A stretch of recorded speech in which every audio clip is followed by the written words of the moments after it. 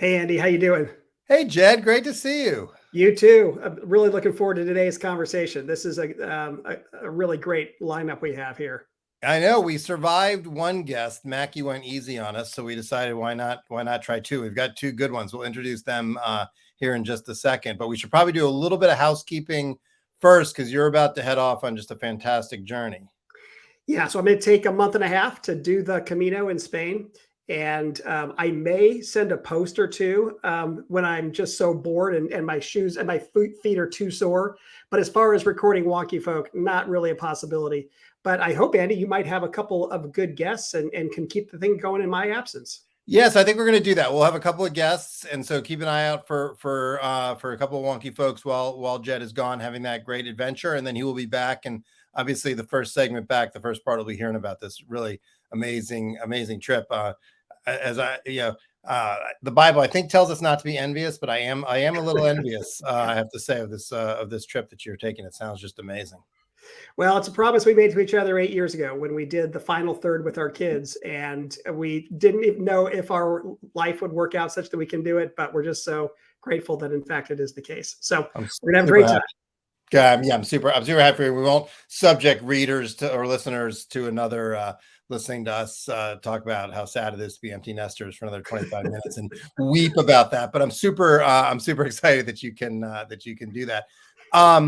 All right, so why don't we then get on to our guests? We have two fantastic people. We've been talking a lot about sort of education politics and what's happening. And so we've got two people literally on opposite sides of the coast, although one of them works nationally and one of them works particularly in Oakland, who I think are just going to be great. So without belaboring it, our guests are Lakisha Young from Oakland REACH and Heather Harding from Campaign for Shared Future. And Heather, you are in Washington, D.C., right? Today? I am. So we Absolutely. Got both coasts covered. We with both hosts and guests, we got East and West Coast covered. And we're so excited that you guys are here and y'all could make time. Thank you so much. Great to have you here. Thank you. You guys, I mean, I assume you guys each know, you know yourselves better than Jed or I know you. So why don't you, on that theory, why don't you each quickly just introduce yourselves, talk a little about your work and how you got to doing this work now. I guess I'll start. There we go. We'll start. Is that too much? I will start on I will say on the theory respectfully. Oakland is cooler than Washington, D.C., so you get to start. I'll jump in. I'll leave that for a different conversation. Oakland is struggling right now, so while I love my city. My name is Lakisha Young. I'm the founder and CEO of the Oakland REACH. How I got to this work is really around this idea, like my family's from deep South Mississippi, Jim Crow, Mississippi, and my grandparents had, elementary. My grandmother had a 9th grade education before she became a mom. And so, but my family really grew on the dream of their sort of the next generation getting access to a better education. And so I really had access to like a great education coming up in I was born and raised in San Francisco.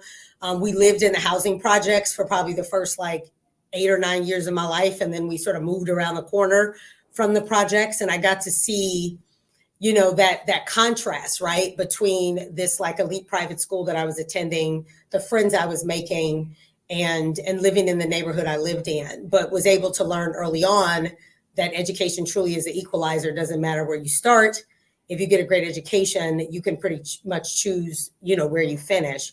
And having that pathway has allowed me to, one, do so much for my family, as someone who's been quote unquote formally educated. But it's also, I'm a mom of 3. My daughter's going to be a junior in college. I have a high school senior and an 8th grader. So a big year for us, but it's definitely put them on a pathway where education is important. And I think finally, it's where my connection to the work comes from.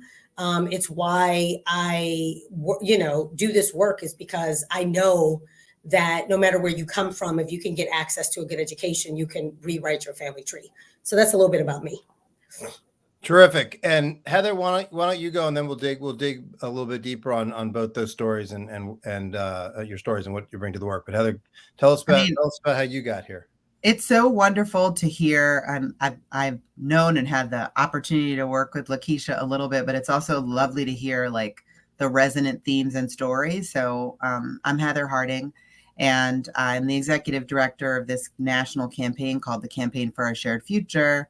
I am a mother of 2 school-age children, and I've spent the totality of my career in K-12 education. Some would call it education reform. But as Lakisha was talking, I was thinking one of the reasons that I've come to lead this campaign is because watching the political theater unfold in school boards throughout the pandemic and the closing of schools, and now these so-called culture wars, I recall sitting on the floor in the back of a school board meeting. My mother, who was a single mom, very engaged in community, decided to run for school board and won a seat. And so this access to public education is so much a part of how we become like successful adults and have careers, and connect with our sense of like our American identity. So that's what brings me to this work now. One of the things I really like about those intros is you both went to the why, not just the what, but the why, which is really powerful. Lakisha, let's just start with you. I'm one of the things like I started, obviously Oakland has like just a fascinating history on education, a good history in some ways with empowerment and a bad history in other ways. And you know, it's the only community that I'm aware of where a school superintendent was assassinated politically. I mean, there's just a lot. It's a complicated place. And so it's something, if you follow education professionally, it's a place you follow. But a few years ago, I really started paying attention closely with, you know, the reading. You had like local groups work you guys were doing, the NAACP. Others were like way before sort of the science of reading became a thing. We're getting serious on, okay, like reading instruction here is not working for kids. They're not being prepared. We need to change that. And it was a sort of a parent-led movement to do that. So can you talk a little bit about sort of the reading piece and then how it got to sort of what's going on today, obviously with the strike that recently concluded and so forth? Like tell us a little bit of the Oakland story the last decade or so. Well, we're 7 years. It's 7 years for me. So we're not quite at a decade, but I'm glad you asked about the literacy piece, because even though the nation is having a much larger conversation around the science of reading, we were doing this almost 5 years ago, and it really came from families. So families have already known that the roof was on fire. We had just come off of a campaign back in 2019 called the Opportunity Ticket, which I think is kind of an interesting policy right now because it's about low enrollment, needing to consolidate or close schools. And our policy was essentially that, like, if you do close schools, families from the closed schools should get priority enrollment in any district school of their choosing, right? That policy was unanimously approved on March 5th. And then probably a few weeks later, we started asking our families what was keeping them up at night about their kids' education. And we went into that question with a pretty blank slate, not sort of imposing any sort of responses. And I think from probably close to 80% of our families, it was something around literacy. It was, my kid's not reading on grade level. I have no idea what level my child's reading on, and I'm not getting a lot of help from the school. So we kind of all looked at ourselves at the Oakland REACH and said, our parents care about literacy. And I think it's kind of interesting when you think about it because, you know, so much of the, like, we have all these buzzwords in the quote unquote ed reform space, and like quality education is one. But if you get down to the, like, the brass tacks with families, you're going to get to stuff like reading and math. That's what it means for them. It doesn't mean access to a high quality education. It means I need my kid to read and do math. And so when they said literacy, they were putting a real specific like hook onto like what they cared about. And the rest is history. To Andy's point, this ended up leading into a citywide campaign with over 30 organizations, with ourselves and the NAACP taking the lead, because obviously the outcomes amongst African-American kids were the worst. And by February, I think it was February 12th, 2020, a month before the pandemic, we had gotten our district to, again, I think we're one of the few folks who have unanimous policy approvals, even with board members who didn't like us, which is funny in itself. But we essentially got the board to unanimously approve a policy to move to the science of reading. And we had all of these activities planned after that. We did not believe in just like policy for policy's sake. We needed to make sure implementation of like best practices, bringing everyone together. We brought the charter folks, CMOs, and the district together because we're like, look, Black and brown families are choosing both, and folks have got to work together. Like, our families don't care about that kind of stuff. Let's work together. And then the pandemic hit. And when the pandemic hit a month later, we were sort of in an interesting place. And that place was that even though we had these policy wins, honestly, I was still feeling some pain in my gut around like, how much have we really gotten done? Yeah, people were like, oh, this is great. You guys had the opportunity ticket policy. Now you have literacy for all. But honestly, y'all, I got in this work to be able to count how many kids could read. Like, we got in this work, and it's like, so I really couldn't escape the feeling of like, are we really having impact? And so when the pandemic hit, we realized that although we were in the middle of a health crisis, certain barriers have been removed as well. So one of those barriers was the constant battle between our teachers union and our district, right? Kids being in brick and mortar buildings means that dynamic plays out with our kids every single day. And with the kids at home with their parents, and with pretty much us having, in some cases, better access to families than the school did, right? Because our parents are the ones changing numbers the most. They're not calling the school and saying, here's my updated cell number, but we're bumping into them at the store, or if they get their phone cut on, they calling us because they know we got their back, right? And so we were like, well, let's use this as an opportunity to build the model of excellence that we've been fighting the system to move towards. And that's when we got to our virtual hub. And that literally has changed the DNA of our organization, because whereas we have the advocacy and policy chops, being innovators and solutions builders have allowed us to bring both of these together, right? To really like increase impact. And so obviously what we saw during the hub days, of which we ran the hub for about 2 years, but at the very beginning, in the midst of like the beginning of the pandemic, our kids in the first 5 weeks, 60% of the K through 2 students went up 2 or more reading levels on the district-wide assessment, and 30% went up 3 or more. And this is all kids who families are just getting internet access. Less than 50% of our families had like reliable internet access, or like computers versus like iPads and things like that. And they killed it. And it was just a reminder, a couple big things came out of that. One, it was a reminder that it's not the kids, it's the adults. And we actually did all this work with paraprofessionals, folks who had been tutors. So we were like, wait a minute, we can actually close some gaps with our kids, with folks who look like our kids and come from the communities. Obviously, I'll have more to share later, but that's probably a good place to stop.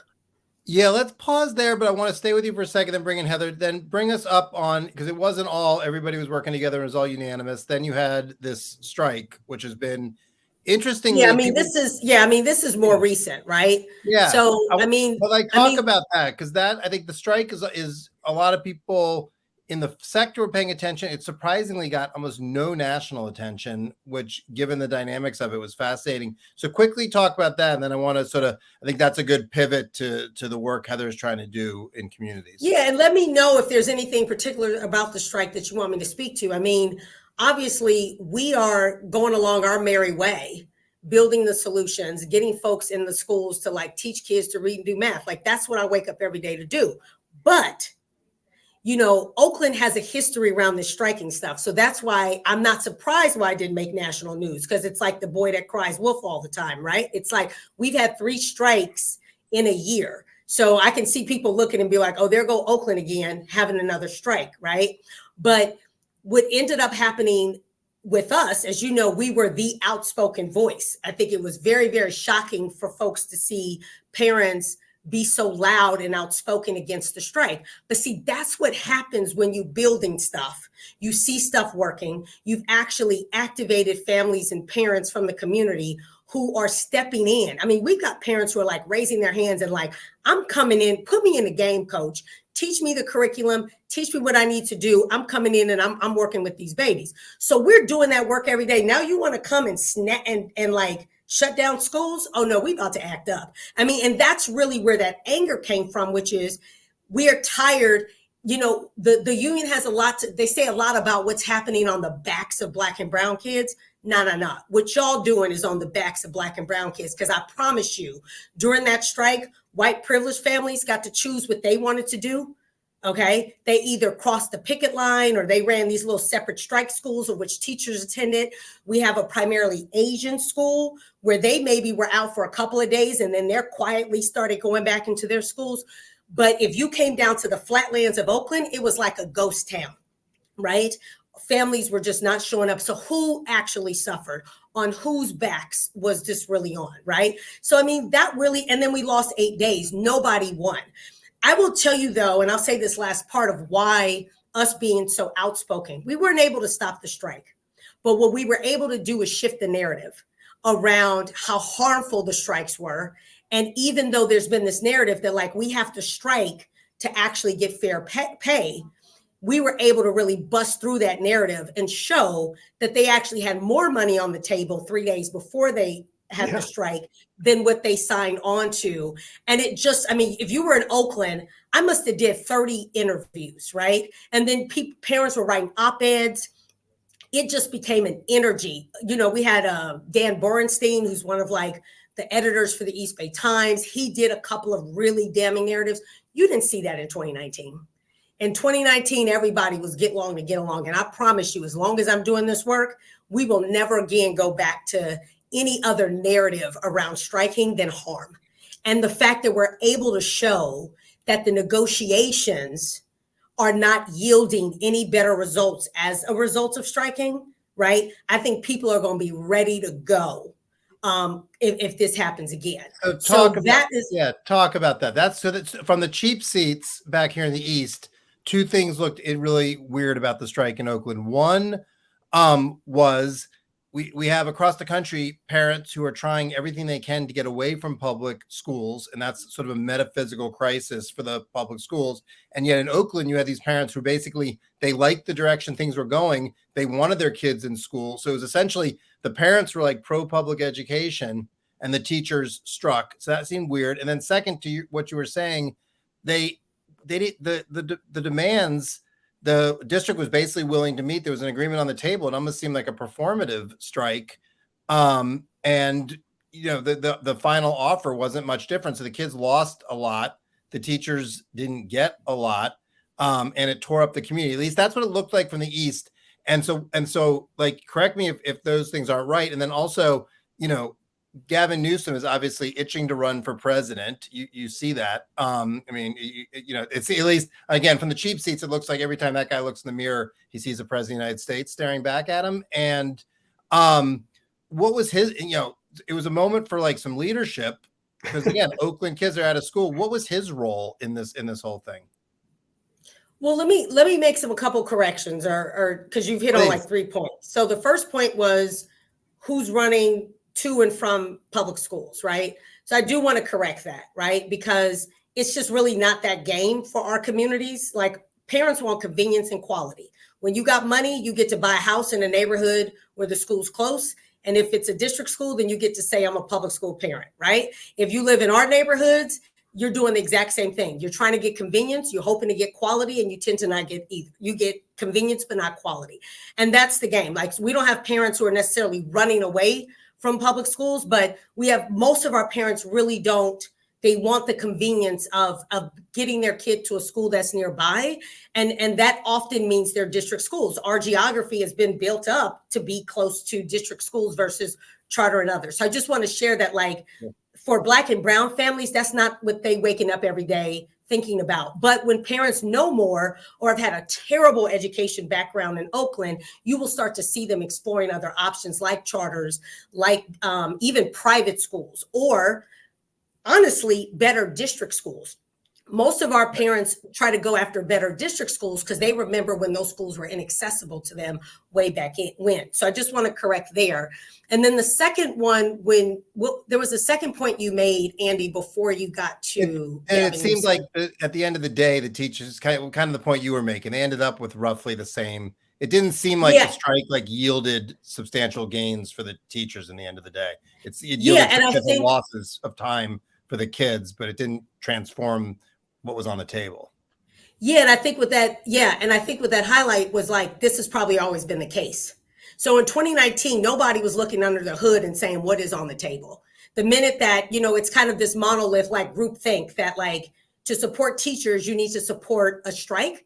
And so no one was looking under the hood and saying, well, what is the offer on the table? Right. But because families are so exhausted, upset, scared, frustrated about how much school their kids have missed, especially if your child was in kindergarten during the pandemic, that's forcing people. So we had our reasons for pushing back against the strike, but we were also talking to parents, privileged parents in the Hills who were like, wait a minute, my baby was in this kindergarten, first grade when the pandemic hit. Like they have barely had a normal school year. Well, that starts to get people looking under the hood.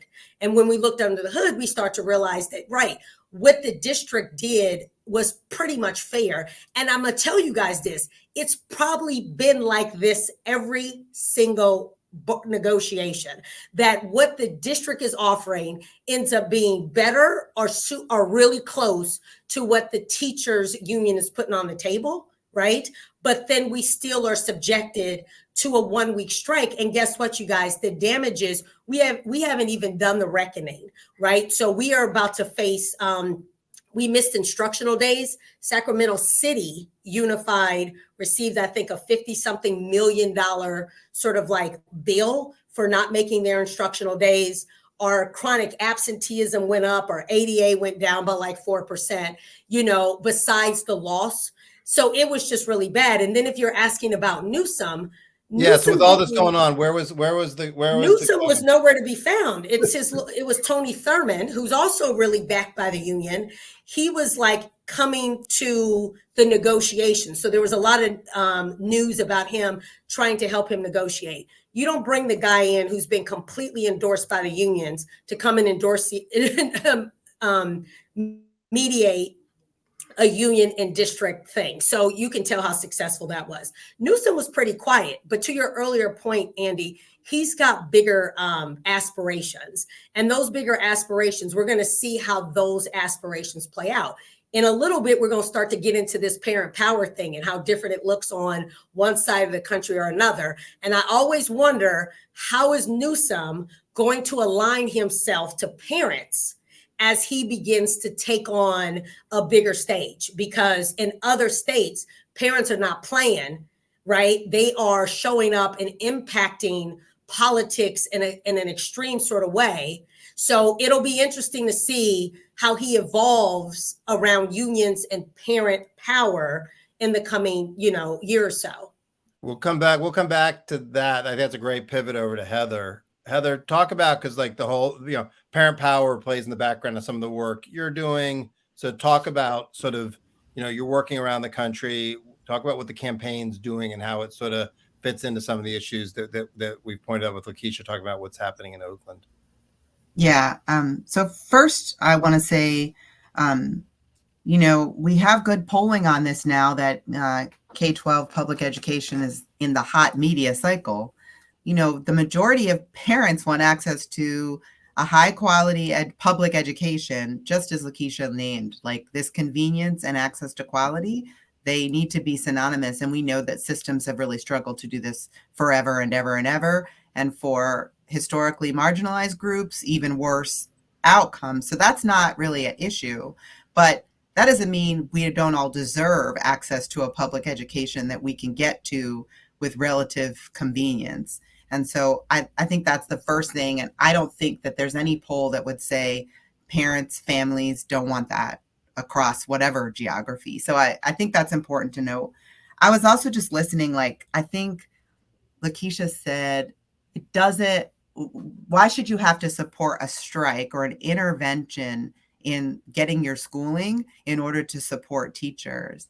And I think that's a really important and profound point because, you know, as I said, I've been in K-12 my entire career, so 25 plus years, almost 30. I know I look young, but the truth is, like, it's always been a dream of mine that we have engaged families and parents working together to support educators and vice versa.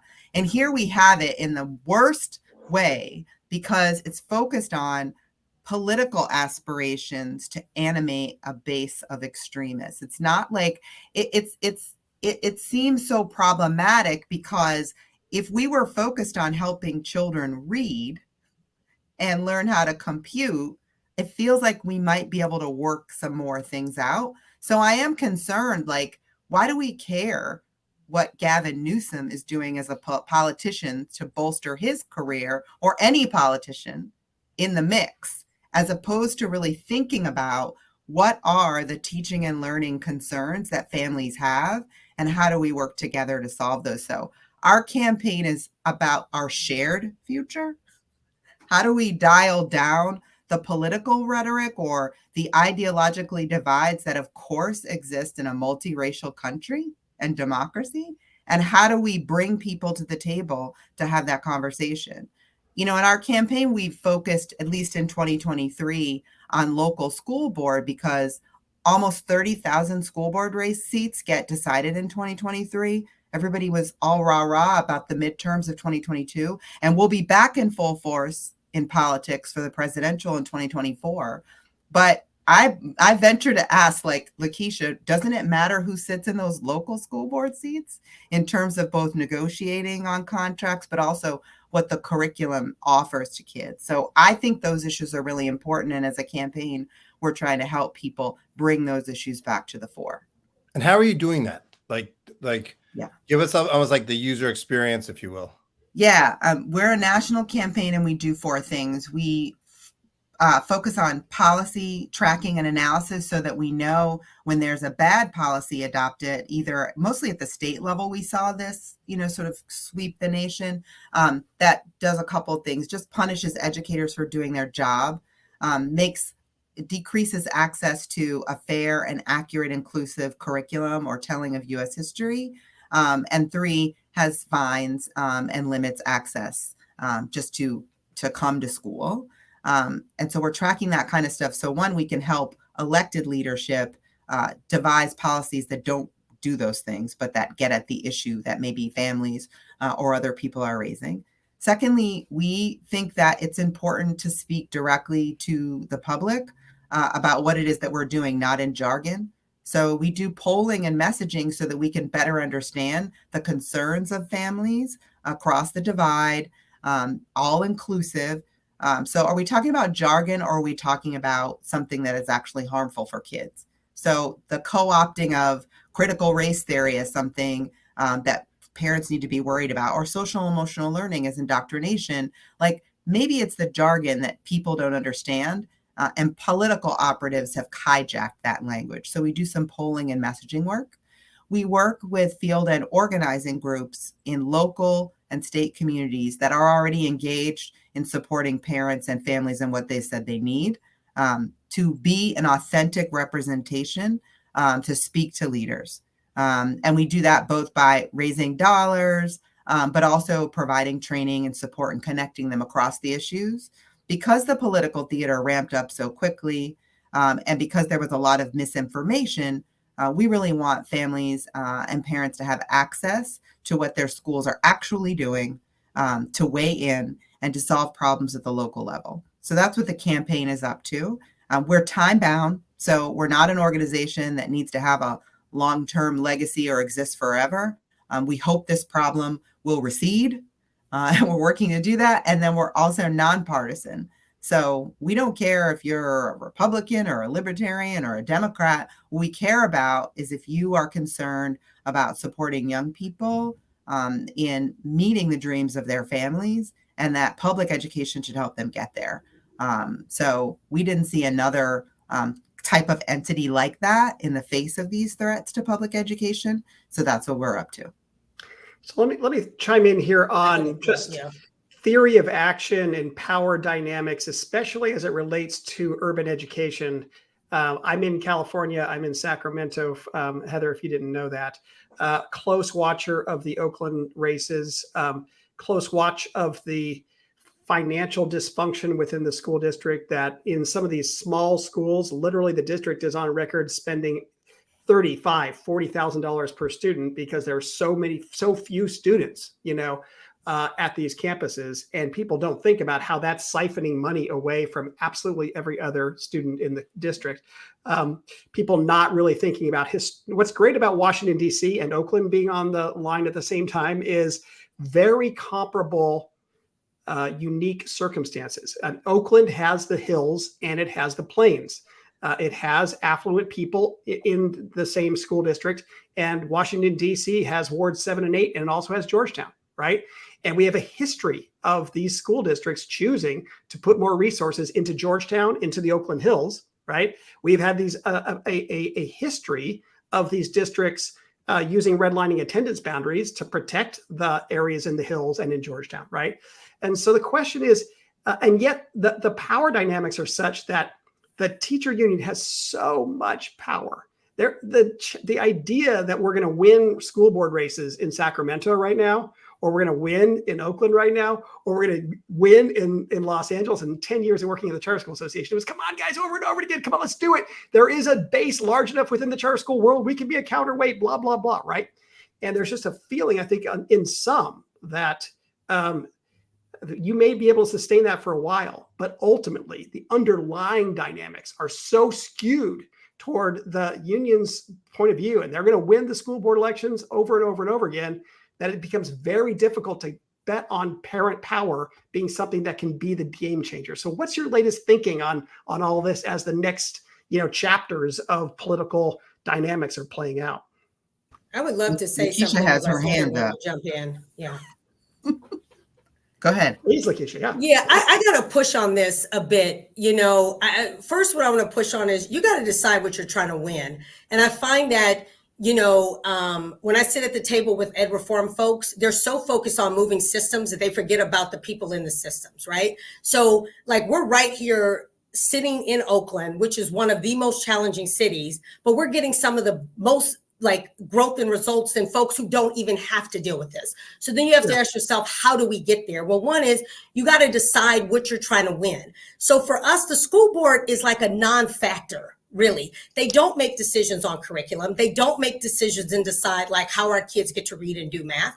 And if anything, they're in the way. So we don't deal with the school board, right? We deal with the superintendent and her team. But the reason why we get to do that is because we actually built a solution that's allowing us to be at the table. And then we've actually brought our parents to the table. I want to be clear. We cannot let white moms' form of parent power be parent power, okay? When a mom or where a parent and a caregiver from Oakland becomes a math and literacy tutor, that's parent power in our communities, because that's the issue we're battling. So this whole comparison about what Virginia moms do and how they overturn governor seats, and that feels like, oh my God, we're in a whole different battle out here. And so you cannot compare the steps we take. So people may not feel that empowering parents to be able to teach and read and do math, building assets, self-reliance, and agency in our communities that can never be taken, that's power. So I just want to challenge us a little bit about figure out what you're trying to win, because I feel like with the charter movement and some of these other ed reform pieces, it's so focused that we have the toughest teachers union. Do you understand that these folks are really not a problem most of the time? Do you know why? Because they don't care about teaching and learning. So anything that we are doing around teaching and learning, we don't ever have issues with the union. We only have issues with the union when they try to get in the way of teaching and learning, which typically happens around negotiations. So when you say they have so much power, you're giving them more power, right? They don't have that much power in the day-to-day of what we're doing when it comes. They don't put anything in the contracts around curriculum. Like none of the contract stuff has anything to do with educating our kids, right? So I just want to really push us a little bit. I was thinking about this before the call, is figure out what you're actually trying to win for our communities. Because I think that like what we're trying to win for our own communities has us positioning ourselves very differently around what feels like these like big boulders like school board elections. I would never encourage a parent to join a school board. And I'm going to repeat this again. I would never encourage a parent to join a school board. Why? Because why would I put that kind of burden on a mama who's already got a ton on her plate in the hopes that by her taking up one of 7 seats on a board that she's going to be, I'm moving her further away from her power than closer to her power. Because the power is the privilege to have the system working without you being burdened, right? That's the flex. That's the win. So every day that I wake up, I'm like, how do I make sure we turn poverty into privilege? It's not a privilege for you to be on the board. They're giving you $800 a month so that you can stay on board meetings till midnight, having people email you. Oh, that sounds like a lot of fun. That sounds like a lot of power. It is not. That's not what our parents signed up for. So I just want to put that out there as we start thinking about how we're training parents to be on school boards. White mamas in Virginia have a different kind of privilege to make those choices than Black and brown mamas in our communities. And my responsibility is to make sure they are burdened as little as possible. And when I ask them to do something, it's something where they keep an asset. They get to see the fruits of their labors. When they are going into our schools as paid tutors, they are building skills. They are teaching kids immediately, seeing that immediate playback. And now we're building assets in the community that can never be taken. So I appreciate you letting me speak on this because I feel some kind of way about the ways in which when white moms in Virginia do one thing, we start to try to replicate it on the other side. And that's just not the same battle that we have in our communities. We have some deficits and some barriers where we have to be real strategic around how we exercise our power, or we won't actually exercise any power. So that points up, I mean, that's fascinating. And that, Lakisha, I mean, this points up a question sort of, because the interesting thing about, I will use Virginia, you brought it up as an example, like people tend to reduce Virginia to what's going on as white moms. Like it's actually, the politics are like far more complicated. We're seeing sort of similarly complicated politics next door in Maryland. And so my question, I guess, is like, and I think some of this stuff, so for example, like the Moms for Liberty group in Tennessee that was going after some of the curriculum makes it actually harder to teach reading because they were going after good knowledge-rich curricula, excuse me. So it can make it harder, but some of this stuff isn't necessarily, it's the teaching and learning agenda is more straightforward overall in terms of getting people on. Some of this other stuff is more complicated. So the question, Heather, is like, if people aren't on the side of right, then, we're going to work against them. How do we decide when you get away from these these real core teaching and learning issues like science or reading and so forth, how do you decide on some of this other stuff? Like what is right and who's right, and in a really pluralistic, politically and otherwise diverse America?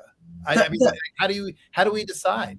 So I think it's really, I mean, just to double click on Lakisha's points, which is that as a parent in Oakland, understanding them historically and what they need is where we want to lean in to having educators work with families and vice versa. Oakland REACH has a set of demands that reflect the needs of their most underserved community over time. They are very clear. And in every place, public education intersects with the economic and the cultural norms of that place, right? And so the focus on solutions here is really important, I think, to say. Now, I'm looking at it nationally and I'm thinking about common ground. So to be as inclusive, because I want every American to have access to public education. So what that means is that in some communities, the school board might operate differently than our unique individual experiences of Oakland, Washington, D.C. I mean, I hear what you were saying, Jed. Makes total sense. I'm in Washington, D.C. My children have been at charter schools. We have, how hard would it, we all know this problem actually. How hard is it to get parent representatives on your local charter school board when you've got half of the LEAs in town needing a board and representation? And you put that burden on families that are already struggling, that doesn't make any sense. But in a state or in a locale where the school board is making decisions about whether or not my little children are going to see literature on the shelf that represents their personal experience, I want a representative that can talk to me and make teaching and learning decisions that really matter. So I think this is more complicated than just a one way or the other. The fact is that it's a public education. It's a public good. And what that means is that the public has to be engaged, but not in conflict, in collaboration. And yes, we are going to grapple with things, but I'm always reminded of the story out of Ohio last electoral cycle where, they were having the debate over sports. And I think, are we going to solve this by politicians debating or creating sweeping legislative answers? No, we're going to solve it when the local mom and or dad sit down with the school and figure out what the right solution is. And what I see in so much of this political activity is it's theater. It's really not about teaching and learning. So how do we help prepare all of the parents and families across the country to engage with their local school district to ensure that they get what they need for their young people? Lakisha, looked like you were about to say something. Yeah, I mean, I'm really trying to figure out what is that you guys are talking about, right? And how is it so? I mean, we are local, but we're talking to folks all over the country. And so I'm waiting to sort of hear what is that thing, right? That is so different, or how Oakland is so unique, because everybody we talk to, whether they're in rural North Carolina or in sort of urban districts, are fighting to do the same thing. The politics around it is different, right?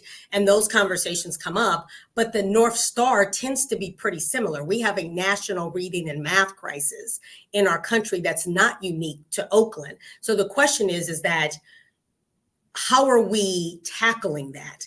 And what we've seen is that our local solution is having a lot of national impact. We're actually about to bring 15 organizations, which includes charters and districts and funders, to Oakland, who are really looking to learn how to cut through some of that performative theater, which has been there since I've been, and it's never going away, because that's just what it is. Folks still realize that they have a responsibility to our communities. Our families want to be brought in the most impactful way. So I'm trying to sort of take it all in and understand what is that of what you guys are talking about in terms of what you want to give parents, and particularly parents, who are Black and brown across different communities in our country. So I think, Lakisha, I mean, I'd be curious just what your thoughts are about the degree to which there is reason for hope that Oakland Unified can finally evolve into something that would provide the kind of instruction in math and reading that parents desperately want. I think that there is, from my perspective, there's just generations now of experience to the contrary, and the hole is so deep that they're in right now. It becomes a challenge to have a vision for the future that holds together, because maybe we can get some better reading practices going on. But if next year the district is in complete financial collapse because state revenues have decreased, enrollment decline has happened, the wanton fiscal mismanagement of the school district has made it impossible for them to, they're continuing to reject state bailouts.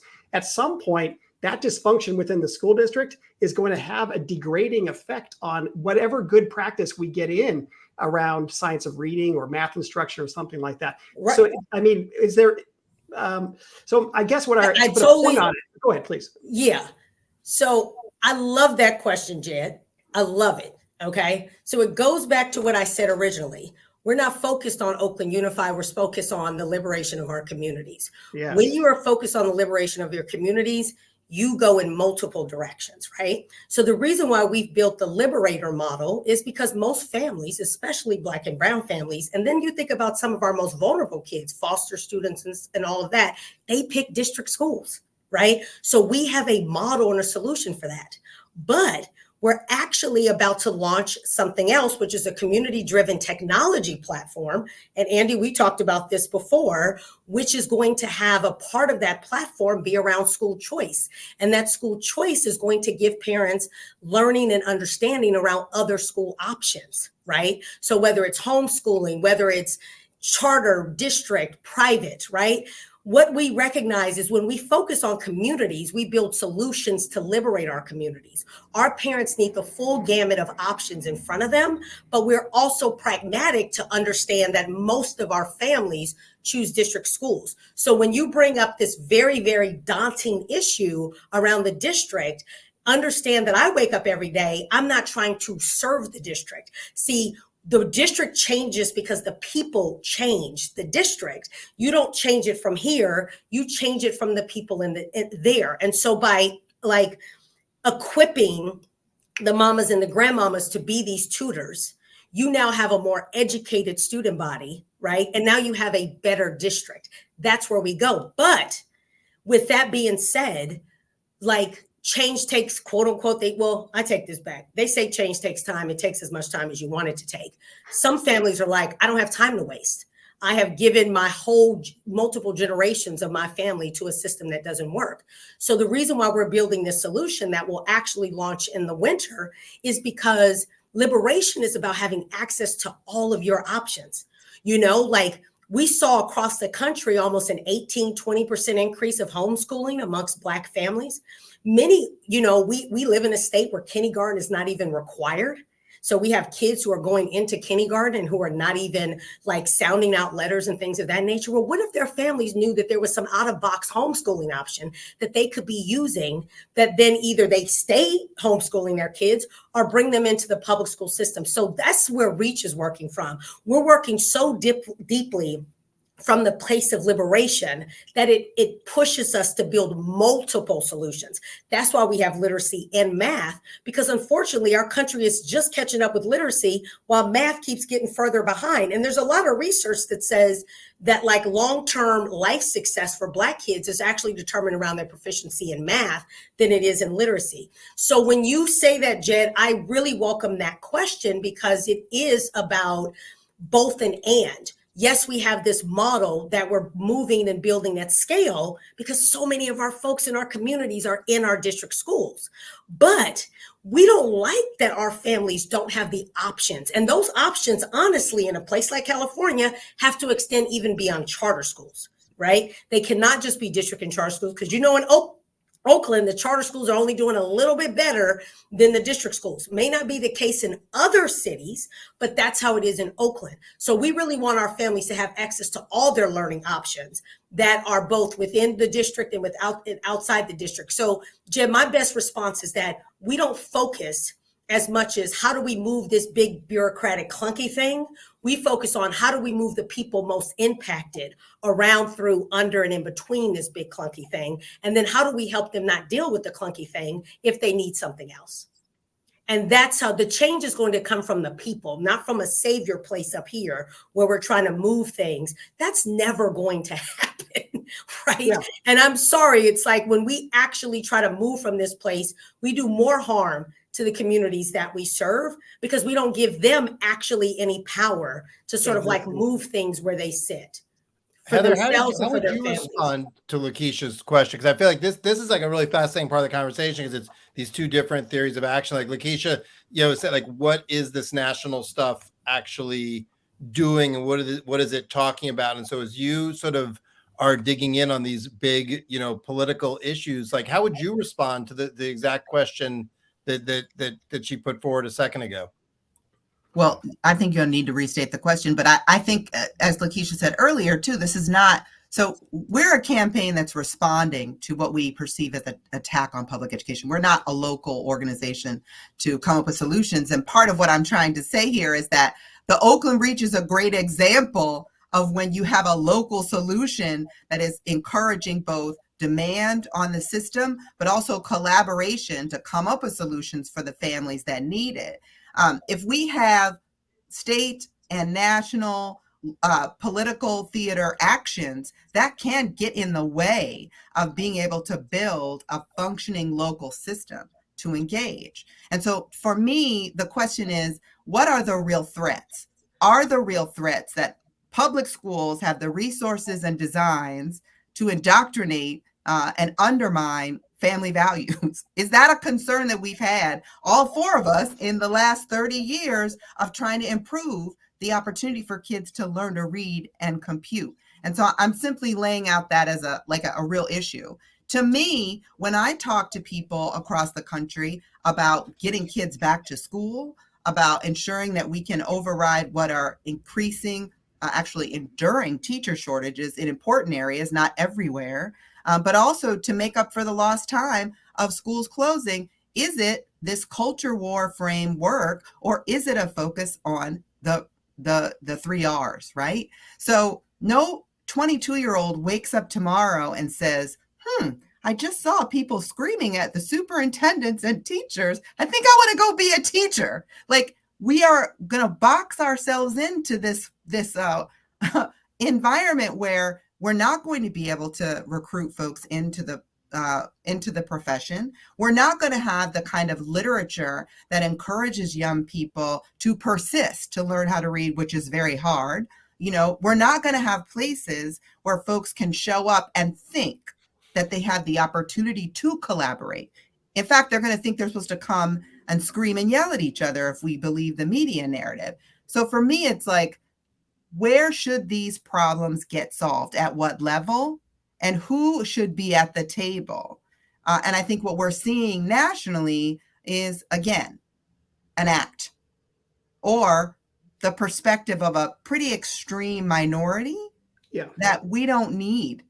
But they've always been there. I guess I see it a little differently. Like, since I've been doing this work, there's always been the attack on public education, quote unquote. And like, you know, that's there. But like, even today, most school board meetings are sleepy affairs where nobody pays attention. There's nothing going on, right? The media, it's like, you know, it's like when a hurricane hits, they don't show footage of all the houses that weren't touched. They find the one that's got a tree through it. It's the same. The exact same thing happens with coverage of school boards. Most of them, even through the midst of all this, when you look at these reports, it's like, it's actually, this is happening. It's much less frequent and prevalent than people think, and social media screws us up. So I guess I see it a little differently in that I will say, I think public education, you know, some of this, rather than an attack over the last like 5 to 10 years, like a lot of self-harm, if you will, and self-inflicted wounds. Like, public education has lost in some ways the confidence of parents in different ways. And I think that's why you have this vacuum politically that really, like, I don't know, 10, 15% of people on either side have rushed into to have all these fights. And if you look at the polling, I know you look at the polling, Heather, like 70% of people, they agree on this stuff. They just, they're not, you know, and we're all getting dragged along for a ride by like the 30%, some of whom have managed in different cases, in different ways, to like exert a lot of leverage on the public education establishment and throw them off course. So I guess I see, I don't know, I can't tell if you're pointing at me, Lakisha, because you're upset or you agree. No, I'm just saying, you just hit on something that, if I think I'm hearing you right before you said it, I was thinking, why are we so like scatterbrained, right? Like, why don't we just focus a little bit, right? So the reason why I'm putting what I'm putting in the chat is that we may be local, and I'm good with being local and come up with a local solution, but it has a demand nationally. And the demand nationally is because it's not just a local problem. And it's not necessarily the ability or responsibility for national organizations to come up with solutions for local things. It can be local, and all of a sudden, next thing you know, 1 million students are impacted because these folks are coming to the table learning. So I just want to put that in. Yeah. But Andy, the other thing I wanted to bring up around this is that what I've seen, even on the past 6 months, is like a lack of focus. We are smart people, right? And what we focus on expands, and we've expanded confusion, right? We won't focus on literacy and math. You guys are smart people. I can't speak for me and Jed. I don't know. I think you guys are smart people. That's why we have you as guests. But every new thing that pops up, right? So with the book bans, I'm of course against book bans. But when you're here on the ground, you realize that our biggest issue right now is not book bans. It's the fact that our kids can't read, right? And like, we're not focusing, everything gets our attention. When they had the Parents' Bill of Rights, then it was like a whole thing. And like what I share with folks is that if you took the Parents' Bill of Rights that McCarthy put a stamp on and you put it in front of our parents without saying what it was, they would agree with it. They would agree with it in a different context than moms in another state, but they would be like, yes, I have the right to know about the curriculum. Yes, I have the right to be notified about this. Context different, but foundation the same. But there'll be something else that we then jump to and focus on. And I'm sorry, you guys, but that means we have less warriors, less brains, and less focus on the basics that our families. I'm just telling you that, like, we may be doing a local thing, but there are many folks across the country trying to do that local thing too, and wake up every day feeling like, dang, I got to figure out how Alabama just passed the law, right? That, like, if you can't read by third grade, you're going to get held back. We've got Birmingham folks coming. This is what's happening. And it's not a local thing. It's a national thing that local people are trying to solve for. So I think part of just what I'm pushing on is like, it feels like a lack of focus, or maybe people being 280,000 foot in the air or whatever. But if we could get everyone to focus on these core things, just imagine the moves we can make. Also, just really tribal, right? 3 years. Right. Like I like that. Like I get text message and calls, Andy, all the time. I know, because we're going head on, both building our model and trying to expose folks to it. And every time I turn around, somebody's trying to distract me with the new education problem, right? And I've got to like put it in its place and be like, okay, this thing matters, but what really, really is hurting our communities right now? Is it really this thing, or is it the thing that's pissing us off and we're turning it to a bigger thing? I would love your focus.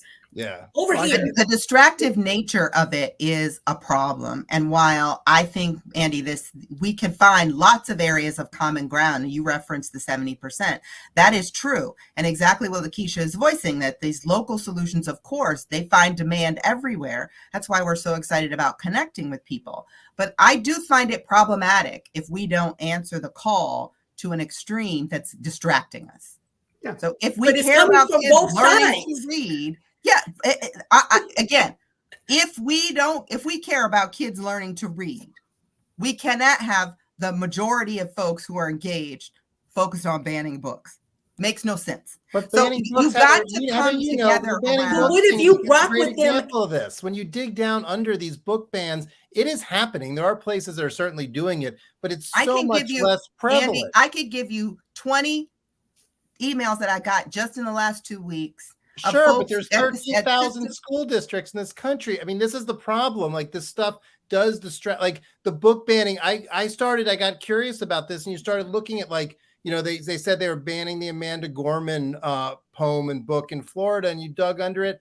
It wasn't. And even like the fact checkers were like, yeah, that's not actually happening. But by that point, it had gone around, and Twitter had its 2 days of, you know, everybody freaking out. I mean, some of this stuff is certainly happening, but I think our social media has completely skewed our sense of prevalence of how much it's happening.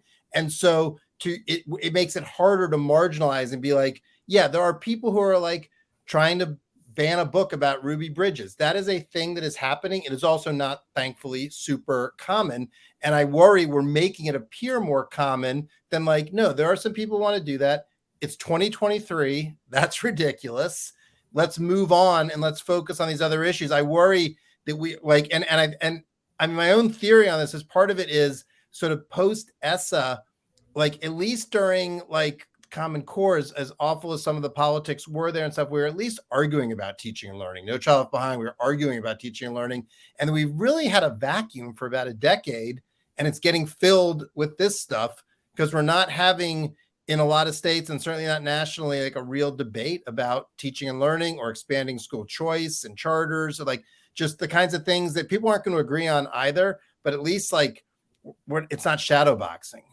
And I think it could get us really onto what, Lakisha, you were talking about before, because you're talking about, like, you're really talking almost like parent agency. There's so many different places they want to do. They want to do micro schools. They want to do homeschools. They want to get charter schools. They want to have all their other forms of choice. Maybe they want to be able to transfer into a different attendance zone. Maybe they want to be able to transfer into a different school district altogether. Piedmont, saying that they're going to have be accepting kids from Oakland. These are vexing. These are vexing issues, right? These are vexing issues. And what specifically are we going to propose on them so that parents end up with a whole basket of new powers and agencies that they haven't had before, such that they can do, because we can talk about these things, but if parents don't have any money to do homeschooling, if they don't have any money to get the micro school going or whatever the heck it is, it's just not going to happen for them in the way that's happening for all sorts of other parents in the country. But you know what? There's plenty of money out there. And so when I talk to you about this marketplace or this community-driven tech solution, when all is said is done, and again, this is an ambitious, necessary move on our part in Oakland, and hopefully, again, it becomes another solution that grows. But for the first time in Oakland, we will know what families want and need across a variety of things, right? What is the driver, right? And so if you go back to the homeschooling piece, right? I've been on panels with like Odyssey and other folks like that. I'm talking to a bunch of providers about how do you become a direct to service, direct to families model. When we were running our hub back in 2020, we went from 4 providers to 44 providers in our hub over a 2.5-year period. And that was the freest, most liberated, when our community saw the most gains with their kids was during that time. But unfortunately, there's all of these solutions being built, right? But they're all trying to move this through a district that is clunky and bureaucratic. And so part of building the marketplace is when the demand is there, if the demand is there, Jed, for like homeschooling, how are you then connecting with those partners and saying, look, I've got 2,000 families that want this. What are you willing to do? How are you willing to make this affordable? Because remember, I told you, kindergarten is not required here in California, which puts Black and brown kids at a huge disadvantage when they start at school age. So it even makes our model. So once again, right?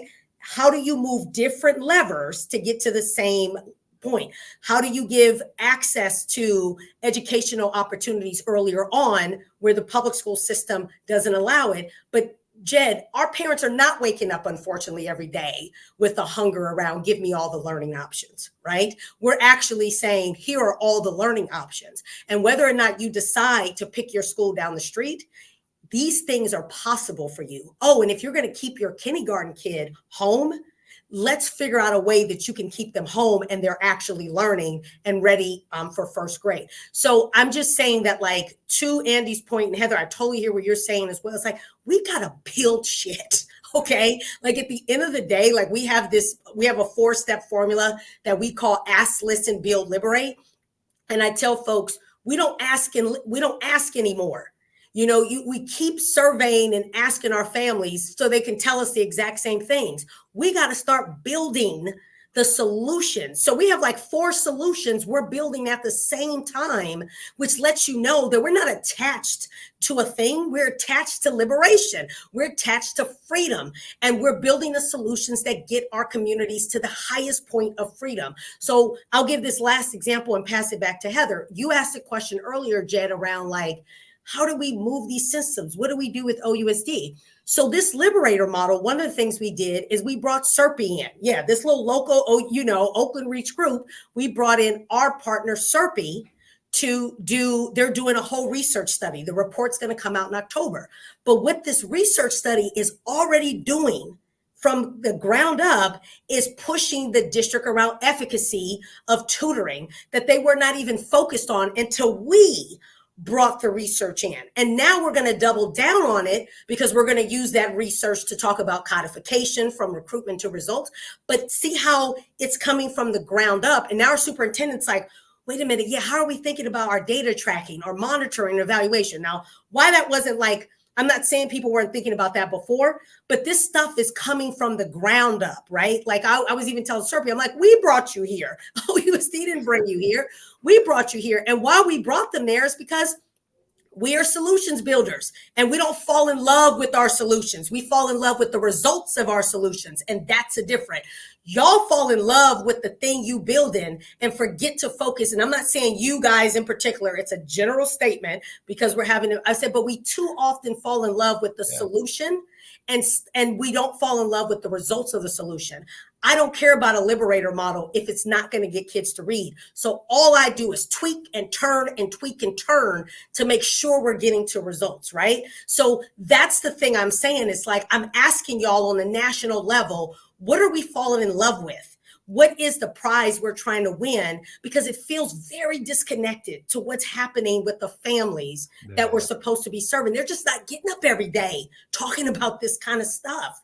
They're really not, because you guys already know Department of Justice came out with this. 70% of folks who are not reading by fourth grade, they're going to be on welfare in jail. So why are we talking about book bans? I'm not saying book bans don't matter, but we've elevated it to a level that is just not even normal for what we really need to do. And I'm just telling you what it does to folks like me. It means that I've got to have another interview with folks to try to tell them, I get it, but guess what? Our kids can't read and do math. Can we focus on that, right? We're giving our SIPS curriculum. It's not super focused on like culturally affirming literature. It will get there, right?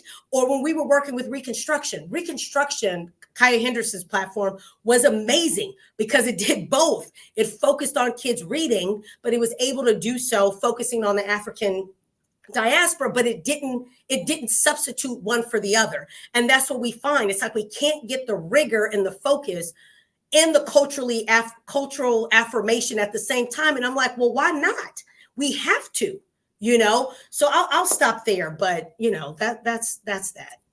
I mean, I do want to say, I think it's a mistake to underplay how much this political theater and cultural war stuff undermines people's ability to focus on the right solutions. And so while you say it's 20 emails a week, but it's not 1,000 districts, this is a growing concern and threat. So we talk about it in terms of there's legislation and policy moving, but there's a chilling effect. And the more time it takes up, and you cannot discount social media or the national media, people are influenced by that. And so real educators, folks who have credibility on the ground for having impact, should be standing up and saying, we're not worried about that. We're worried about helping the babies read. Of course we should have a book about Rosa Parks. Stop bringing that to the table. Of course we should not be denying the Holocaust. We're not going to talk about that. What I want to make sure is that the kids understand how to decode, understand, analyze the text, etc. I'm not afraid of dissent. And I think part of what having this stuff go unanswered is a real problem. That does not mean that it's going to lead to the solutions that folks on the ground are trying to address. But one, we have to ensure that we do respond to crazy, and that we, two, take responsibility for bringing that conversation back around to what's important that's happening in schools. And I don't care whether it's one side or the other, because we all have kids and we all have dreams for our kids.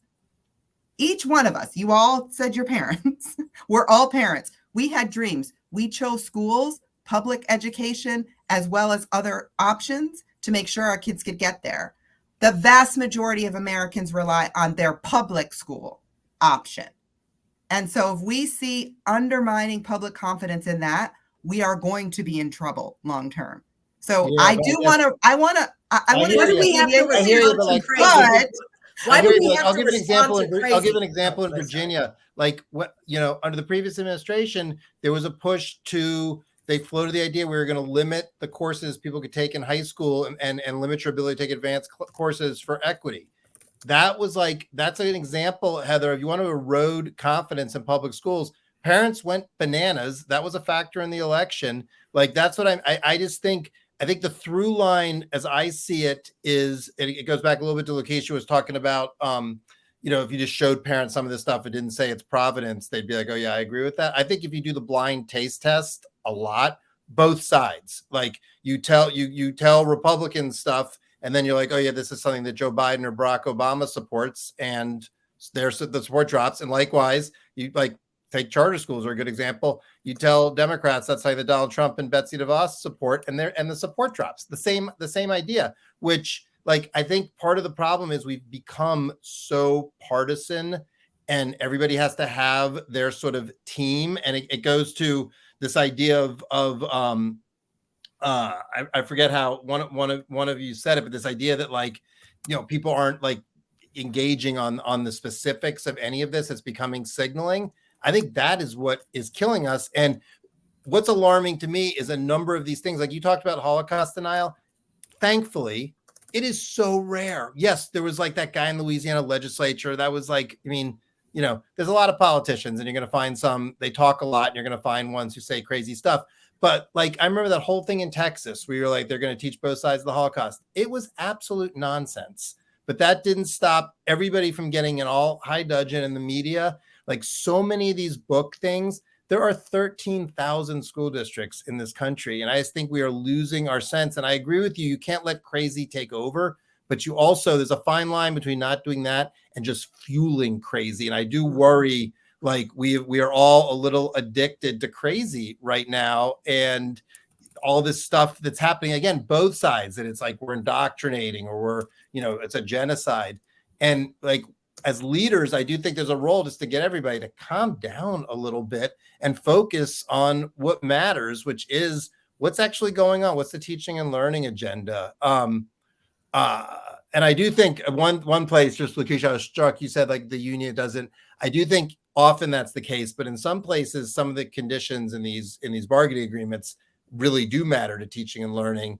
And you've got the opposite problem. Nobody's paying attention to any of that, right? And everybody's like upset about Common Core and no one's like reading, like, here's this document that actually completely prescribes what's going to happen in your schools every day for 5 days a week that you should probably pay attention to. So I feel like it runs all ways. And as leaders, I think just getting people to focus on, the main thing, and keep the main thing is, and not taking the bait unnecessarily is really important. Complicated, but exactly why we invited you guys on for this discussion. I mean, this is terrific. We can't resolve it all, right? No, but a lot of people rowing in the same direction, right? But also, it's that's why we wanted to have you guys. And it's the tough judgment calls. What is a moment when we're just being played, and what is a moment where it's a substantive thing? And if we don't stand up and do the right thing here, it's another missing of our responsibility. So yeah, absolutely. Jay, can I just add one last piece and then we have to jump? You said something just really important right now that I had to say something to, which is how do we make those judgment calls? I would say that like an example of that is exactly what we did in Oakland. We made a judgment call around stepping away from our work for a second, or not really, but to respond to the teacher strike, because we saw that as a huge, huge issue getting in the way of like student learning. And it was getting in the way of what we had really told our parents and caregivers about the type of influence that they were going to have on the education of their own children. But once it was done, we went back. Yeah. And we went back and focused. Everybody still came and was like, oh, we haven't seen parents do that. Can you guys do this? Can you now do this? And I'm like, no, if it is not like directly. So you see how it was already going to start to kind of like, so that's what I was just saying about it's not easy work, but when you have a clear focus, you know what to swat away, you know when to step forward. So it's not like we're not responding. We were the only people in Oakland to actually respond to the teacher strike. But when it was done, we went back to business. And got back to the focus of like, our kids can't read and do math. And we did not let other people pull us into this performative, to Heather's point, of like, ooh, how cool does it look to see Black and brown parents get upset around the teachers union? It's cool for about 2 weeks, but it ain't really cool at all, because at the end of the day, our kids are not reading. So I just want to share that is an example of being able to be nimble, to both stay focused on the grounded solution you never walk away from, but sometimes you got to stop and get with folks, but then you got to get back. And I don't see us getting back. I see us, because we don't have anything grounding us. So I will push for everybody to think about what is grounding you in this work, so that even if you have to respond to things popping up, you come back to home base. What is your home base? And if your home base is just responding to everything, nobody's going to survive that. It's just not fun. I like that, Lakisha. I also think, and this is a hobby horse of mine, Jed knows, like we have to be very clear defining terms and what are we actually talking about. These broad terms get, so like Heather, not to beat on the dead book horse, but like the group that tracks this, they've like expanded their definition of what constitutes a book ban. So it includes even like a book getting moved from an elementary school shelf in a school library to a middle school shelf, like that book's being banned. And it's like, in a way that's like, strangely, and this seems like a weird thing to say, it's actually like good news. Like this is not a problem in an extent that a standard definition of book ban will allow you to raise money and media attention. So you have to expand it. We've seen that on other things where like we're actually seeing measures of progress we would want to see. And so people like make the definition more expansive because that's what advocacy groups do. And I think we have to be very careful. Like the home base thing, I totally agree with, and being like laser like focus, and then also just what's the definition? What are we actually talking about on these specific things? And I think that for public education is a big risk because that's how like a word like equity suddenly becomes completely under pressure and you're like, wait a minute, like you and I used to work together on fiscal equity, and now you're like, well, I'm against equity. It's like, it's a real risk. And so I think it behooves all of us to be very clear, like, what are we talking about with these various things, and then that home base point. I don't know. The last few years have been pretty frenetic, and I just don't know the sector's doing a great job at that. Well, listen, guys, it was a sour note. Jed, leave us on a happy note. Heather, Lakisha, someone leave us on a happy note. I mean, there's a lot of support for public education. Families are paying attention. Politicians, take your hands off and put your money where your mouth is. I'll take that one. But I do believe strongly that, we can have a thriving system. We can have a multiracial democracy that has a public education system with lots of options moving forward. But we need to make sure that we're defending the stuff that actually helps kids learn. Terrific. Well, thank you both for taking time out of your day and out of your work to join us. Thanks so much, guys. Thank you so much for having us. This was great. Absolutely.